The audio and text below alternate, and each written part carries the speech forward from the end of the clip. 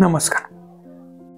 अनेक वेळा तुम्ही ऐकलं असेल की बाबा एखादा उद्योग स्टार्ट करायचा, एखादा बिझनेस स्टार्ट करायचा, तर त्याच्यासाठी इनिशियल कॅपिटल म्हणजे सुरुवातीसाठी उद्योग उभा करण्यासाठी सुरुवातीला जे भांडवल लागतं त्या भांडवलाची गरज असते. आणि हे तेवढंच खरं आहे. म्हणजे कुठलाही उद्योग किंवा व्यवसाय स्टार्ट करायचा तर त्याला स्टार्टिंगला इनिशियल कॅपिटल हे त्याला लागतंच.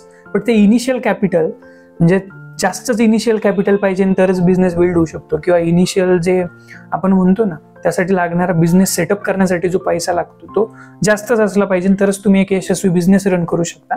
तर असं काही नाही.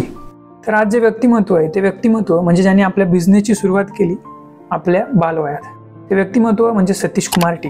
सतीश कुमार यांच्या टीनेजमध्ये म्हणजे आपण म्हणतो ना बालवयात, म्हणजे त्यांनी इव्हन त्यांचं शालेय शिक्षण सुद्धा कंप्लीट नव्हतं, त्याच वयात त्यांनी एक पनीर विकणारी कंपनी त्यांनी कशी बिल्ड केली.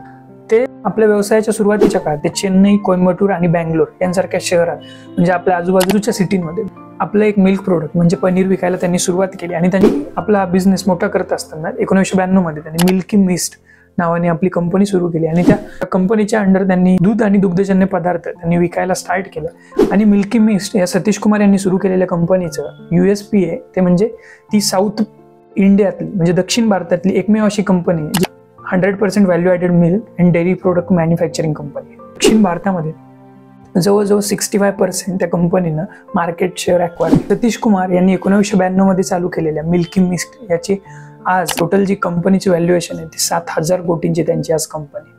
म्हणजे छोट्याशा भांडवलामधून सुरू केलेली त्यांची कंपनी आज 7,000 कोटींचं तिचं व्हॅल्युएशन बनलंय.